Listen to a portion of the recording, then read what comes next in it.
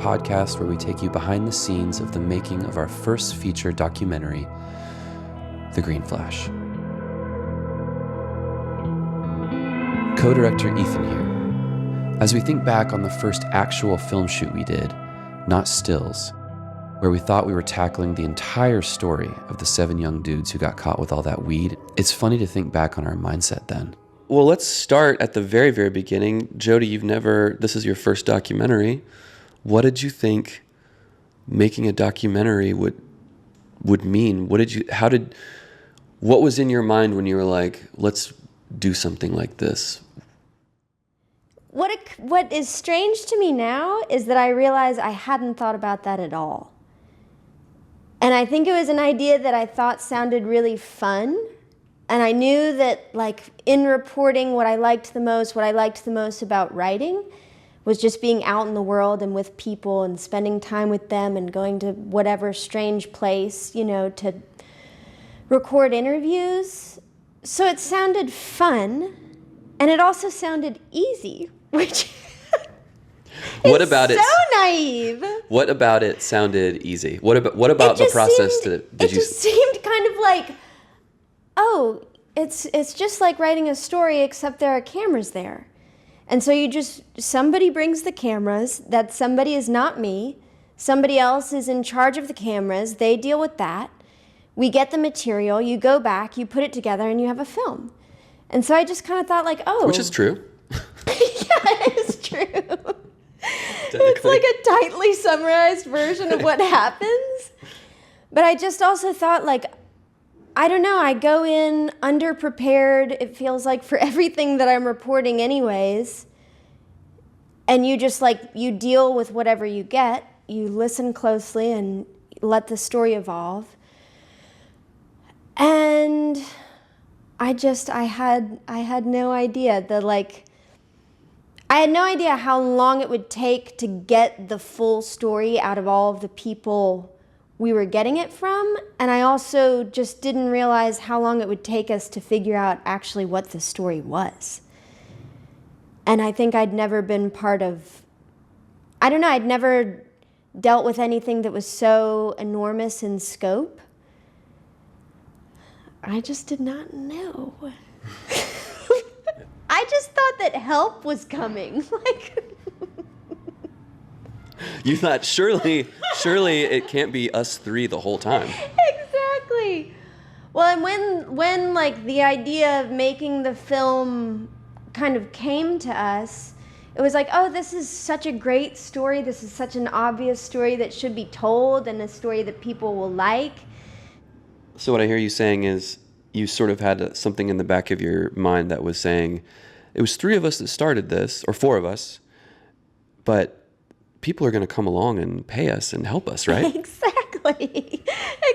And it's not that I started doing it thinking we're going to make money necessarily, but I just thought support will come. People will want to get on board, and they'll see and hear our vision, and they'll say, how can we help you do this? And then we'll tell them. And so at very, very first, I don't know if you remember this because we haven't talked about it in a long time, but there was somebody who was supposed to be our executive producer. And he was going to come down for the first shoot and was really excited and enthusiastic, and then he realized he was buying a house and had 2 kids or something like that and just didn't have bandwidth. And so then it was like, okay, well, we'll keep going. We'll do what we can, just the 3 of us, and then we'll have something to show people. And then we'll find people who will get involved and help us figure out what to do and how to do it. And I think at every step, I just kept thinking okay, and then somebody will come along and help us solve the mystery of how to do this. We'd launched into a project that we found fascinating. We'd created a story for the bitter Southerner. Sometime a bit after that, a Southern filmmaker reached out to us. His name was Joe York. And his pitch was this: someone should make a documentary about these guys. We agreed. Joe was too busy to be involved, so I guess we needed to just do it ourselves. It's the instinct that drives most of the work that we do. This thing is cool. Someone should make a film about it. Has someone made a film about it? If so, great. let's check it out. If not, I guess we need to make it. So Jodi and my dear friend and talented DP, Jacob G., and I loaded up in my CRV and headed down there to interview a bunch of smugglers and cops on film this time. It was a huge, sprawling story, and we weren't sure how to tackle it. We just knew it needed to be tackled. We shot a lot of interviews in that span of several days in March of 2017.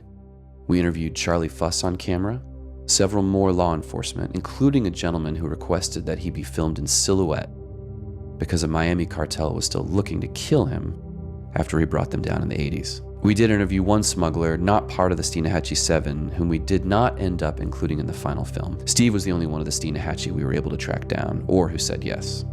It was our first of many sit-down interviews with him. Back then, everything was on a handshake. Millions of dollars worth of business on a handshake. And never lose a pound and never get, have anybody snitching or getting busted. Back in the day, nobody really got busted for pot. I'd like to take a moment to tell you about our partners, Last Prisoner Project. The Last Prisoner Project is a nonprofit organization dedicated to cannabis-related criminal justice reform. As the United States moves away from the criminalization of cannabis, giving rise to a major new industry, there remains the fundamental injustice inflicted upon those who have suffered under America's unjust policy of cannabis prohibition. Through intervention, advocacy, and awareness campaigns, the Last Prisoner Project works to redress the past and continuing harms of these inhumane and ineffective laws and policies. We're using our film, The Green Flash, and this podcast to help the Last Prisoner Project raise money and awareness. Visit www.lastprisonerproject.org or text FREEDOM to 24365 to donate and learn more. Now, back to the episode. I mean, should we talk about also just your expectations of what, going down to Florida? None of us had been to this part of Florida. What did you think the story was going to look like? What did you think you were getting yourself into?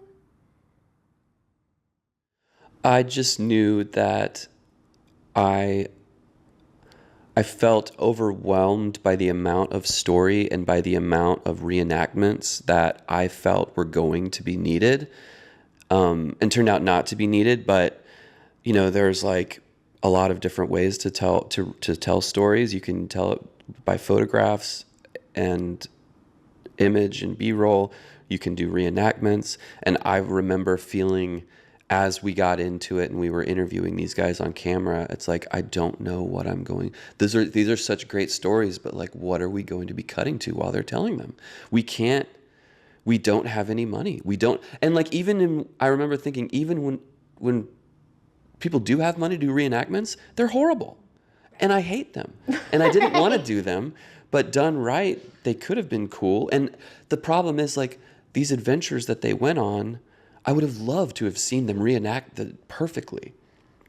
Netflix does, so I don't watch any of them, but I should. They do these docudramas, the historical pirates and things like that, where they reenact all, but it's like a documentary, but they do tons of reenactments, and it's very high budget but also very cheesy, but it looks cool.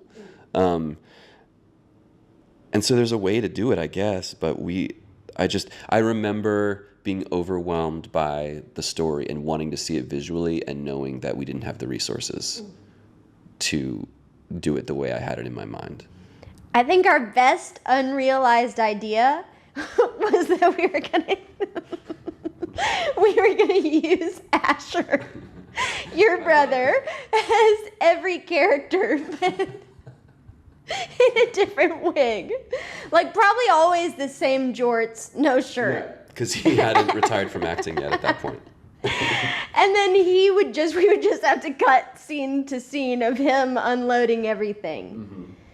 But then I think my one regret in what we didn't get to shoot is that I was just interested in this whole thing, this whole storytelling experience, this whole documentary, as an excuse to get on boats.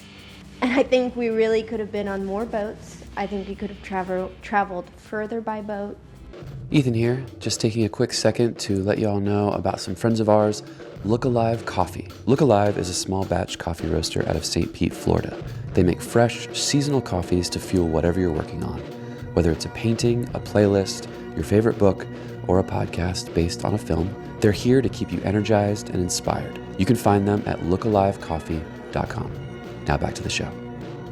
So we realized, because of our budget and means, and who wanted to cooperate, we weren't going to be able to tell a flashy true crime version of the Steenahatchee 7. Instead, the story is going to revolve around Steve. And actually, he's more interesting anyways. He was so generous and so talkative and outgoing and had stories and loved telling his stories. Right. There I was think nothing. Steve loved to be filmed. He loved being filmed. There was nothing sly or nothing like. It was totally authentic. Yeah, he was And very authentic, playful. nothing guarded. He was incredible, Yeah. incredible person to interview. I didn't spend this time with the feds. Nothing to say about it. We were blessed and just covered with money. There was so much money coming in that Mike had $4 million in my mom's closet. I'm just gonna leave it here, Mom, for a night. And Steve, when is Mike gonna come and get that cardboard boxes? I mean, cardboard boxes, 3 foot. Filled the whole closet, the bottom part of it. And left it there for months, didn't even know it was there. And then another time put $1 million up under her sink.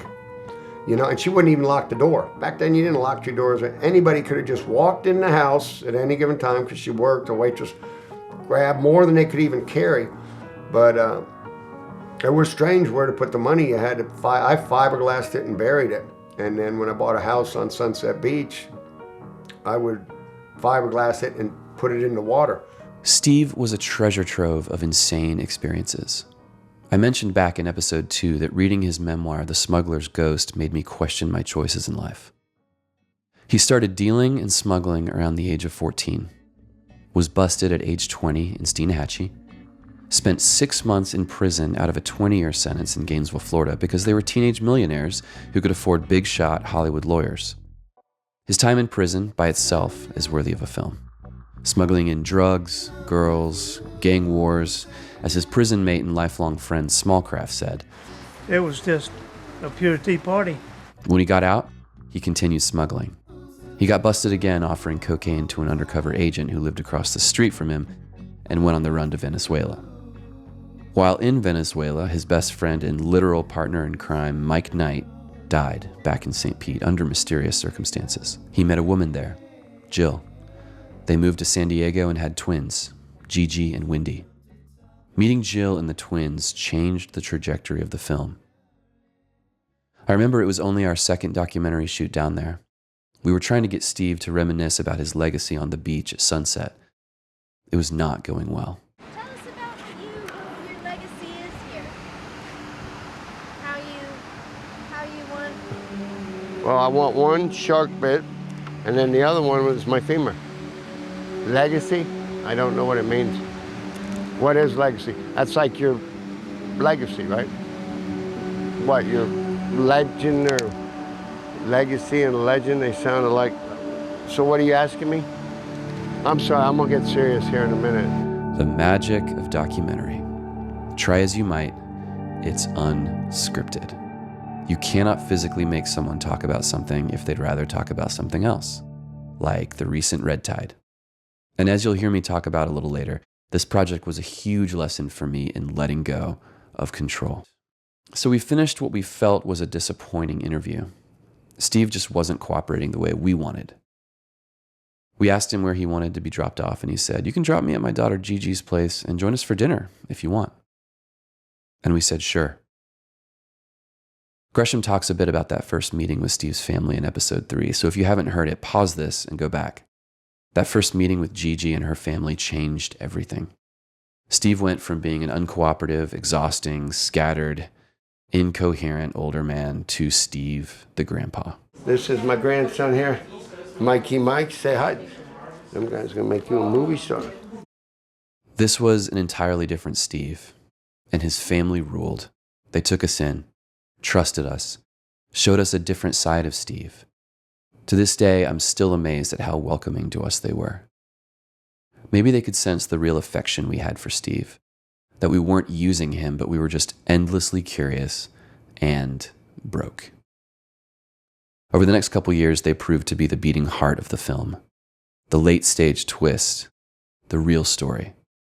And they had something else. A tub of photographs. How did it become apparent to you what the story would be visually? Like, at what point did you stop sweating this, we need reenactments, or did you just accept that we didn't have the budget to do that and start thinking about alternatives? It's just necessity being the mother of invention. It is a choice now to not do reenactments because we know that, one, we don't have money. Two, even if we did have money, I'm not sure we could do them in a way that would be not horrible. And and so then it needs to be archival materials. It needs to be photographs. It needs to be photographs and it needs to be old footage, which we didn't know we would get until a little bit later. We didn't know that we would get this treasure trove of photographs from the 70s, 80s, all through Steve's life, documenting his life, and all of these VHS tapes from the 80s. He happened to know. I wonder if Steve knew that someone would make a documentary about him because he literally hired a cameraman to follow him while his kids were young. Can we talk about Video Lou? Who is Video Lou? No. Is he still alive? Oh, Where yeah. is he? Tell us about Video Lou. How did you find him and stuff? I just, old Video Lou.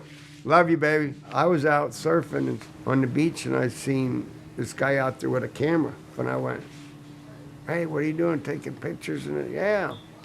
And he goes, I got some good ones of you. So when I saw his thing, I go, I'd like to get into that, where you start shooting pictures of me when I'm surfing, but I want to take pictures of Jill and their friend Janice, because they would always be out playing paddleboard, they call it. Then the girls were born. They were just little blonde ragheads. I kind of got into it, because it was like making a movie of my family. And I think over the years of there being different people interested in Steve's story, people would come along, get into his material, see the treasure trove for what it is, and then disappear with some of his photos and videos and things that may never be found again.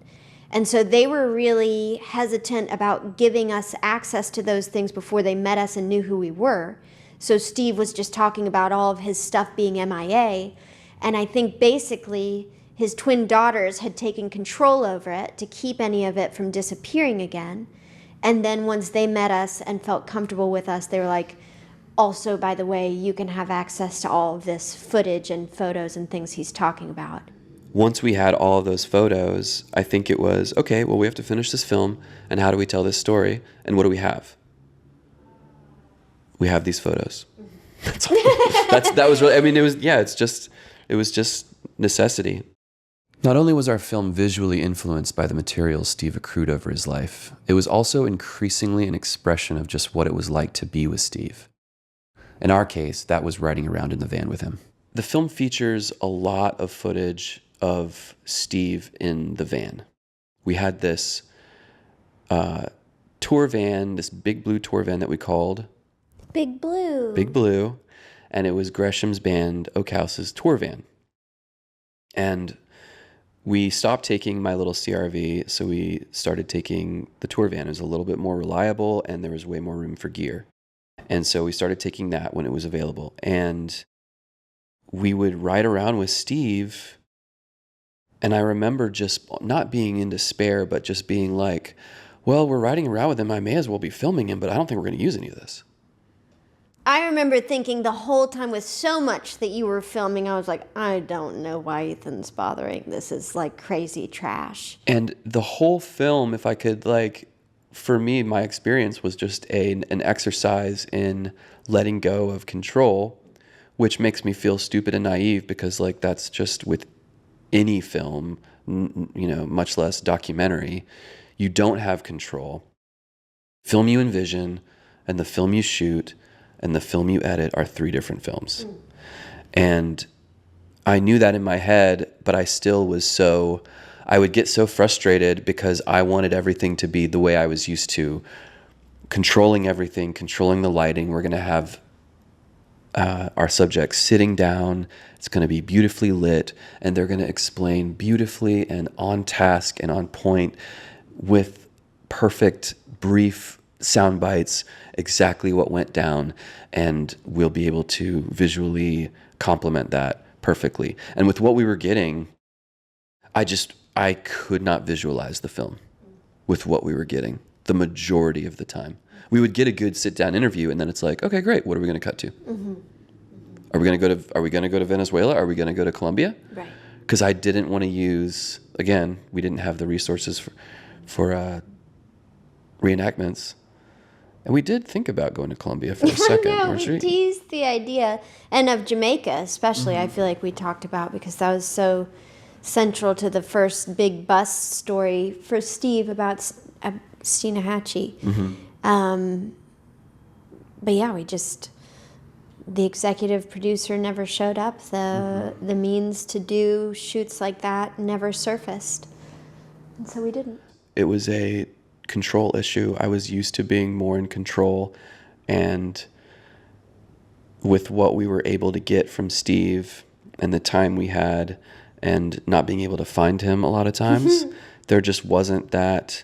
I didn't feel like I had control over the storytelling.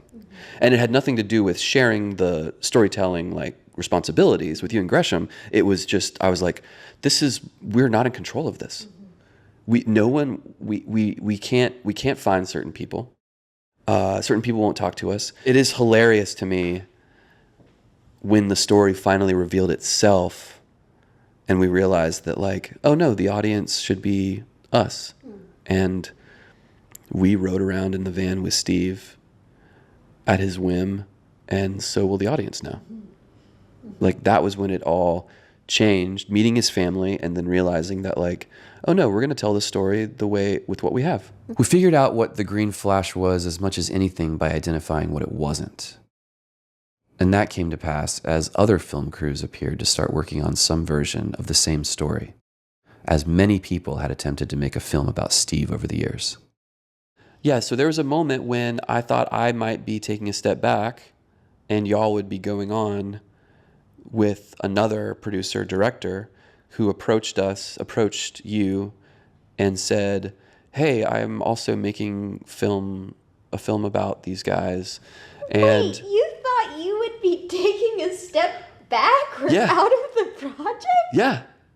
Because no, and I was fine with it. No, this isn't a trap. I was fine with it. We talked about it. We had dinner. No. We had dinner at Whole Foods, and I was like, well, Jodi, if we work with this guy, redacted, then like he brings what my role would have been to the film, like experience making stuff, but way more experience. So I'm not sure what my role would be, but I think this film has to be made, and you have to make, like, this is your initial story, so we have to pursue this.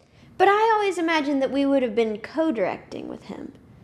Not that he would have taken it out of our hands or been in charge of us. I think it would have been you and he moving forward with it. I never, ever imagined that you wouldn't be moving on with it.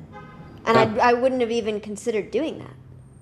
Oh, well, I thought that we had both considered it, and I didn't have any feelings about it either way. I was just like, oh, well, this person has way more experience than me, and if we need this film to be done, so this might be what happens. Truly. No, I never even thought of that. And because I remember having talks with him and being like, well, Ethan and I have done this much. We have this much material. We have this idea for the story and where it will go. And I felt like he was trying to come up with a plan that would involve all of us. Okay, maybe. And I remember the Whole Foods meal. I'm sure it would have become sticky and a problem, I'm sure, for us to and that's what the conclusion we came to, is just that we couldn't work forward because in our minds we weren't making the same film. Oh no, well we didn't come to any conclusions about me leaving then. The conclusions we came to were like, okay, let's keep talking to him and see what happens.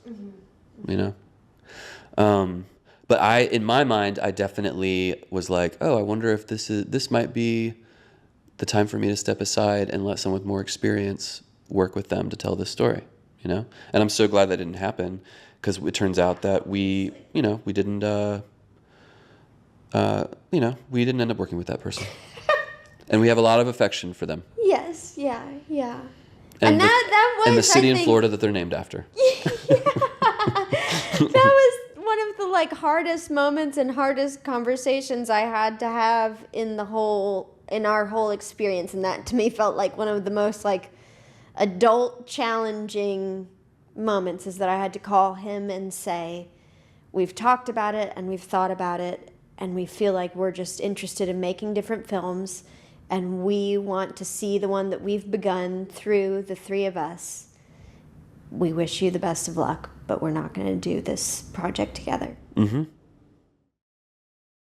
And it's interesting because like we got into the film because we were like, no one's made this film yet. Right.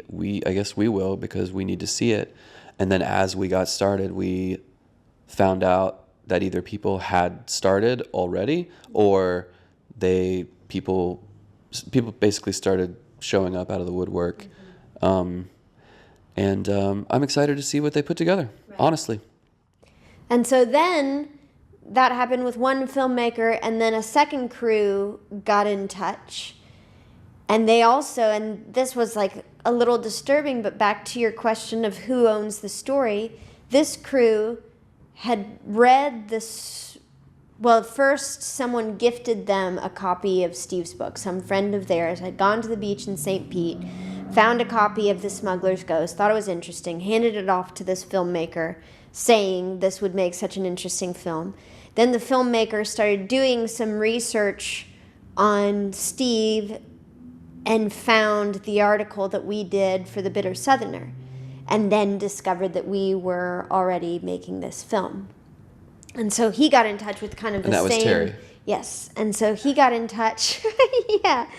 He got in touch with the same basic offer of like, look, what if we just got this done all together?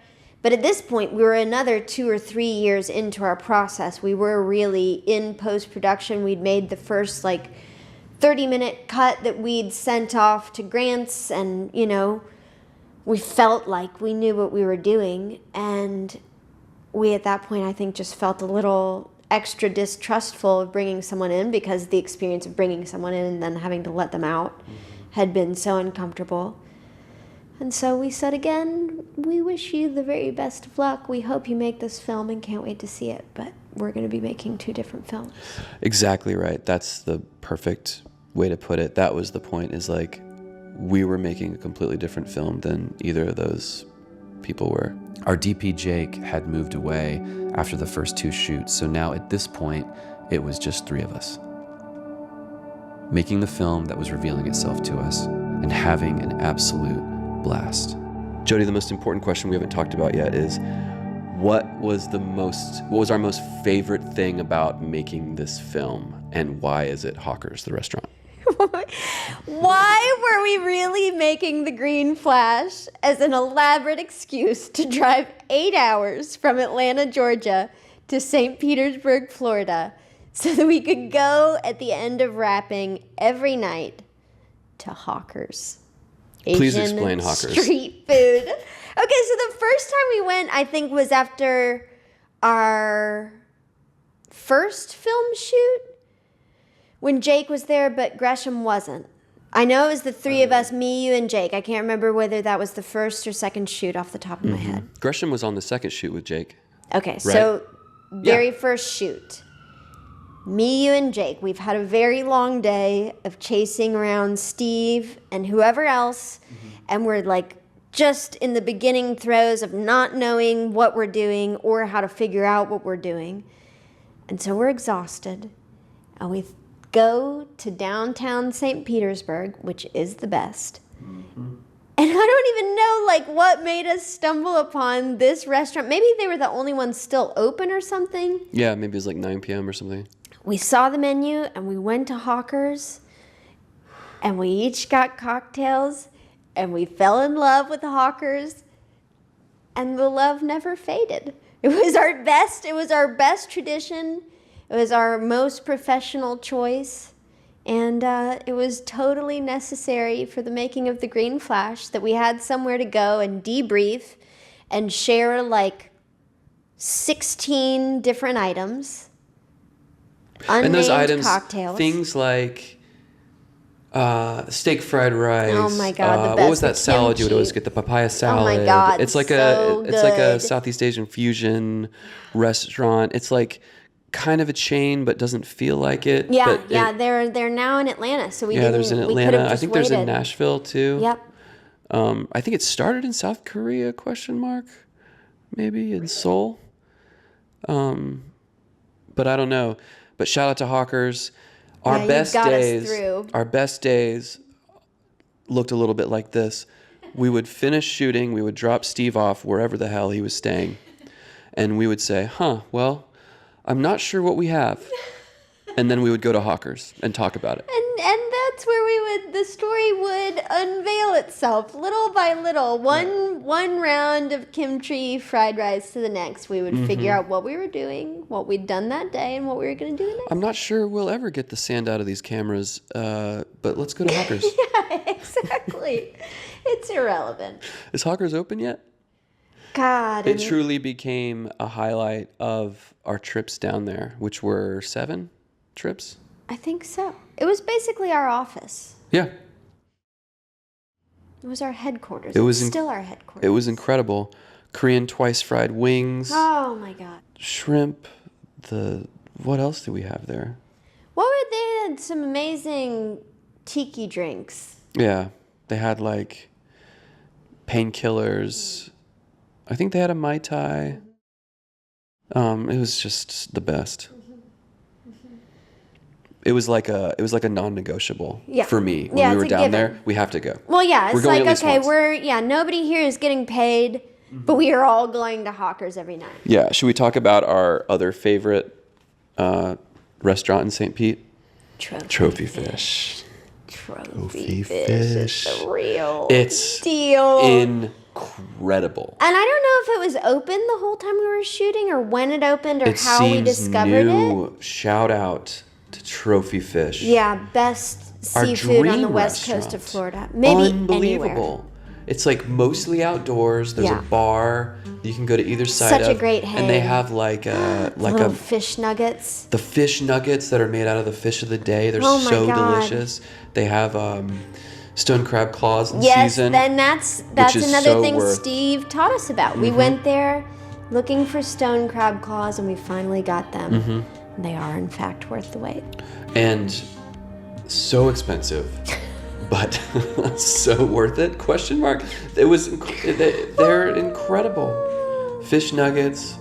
You could get all these different whatever fish of the day you had, like blackened or whatever, in a Ceviche. sandwich. Ceviche. It's insane. They had Yeah. what's the Mai Tai they had? It was like a Pistachio. Mai Tai. It's unbelievable. And they have a huge pina colada in a whole pineapple. That's right.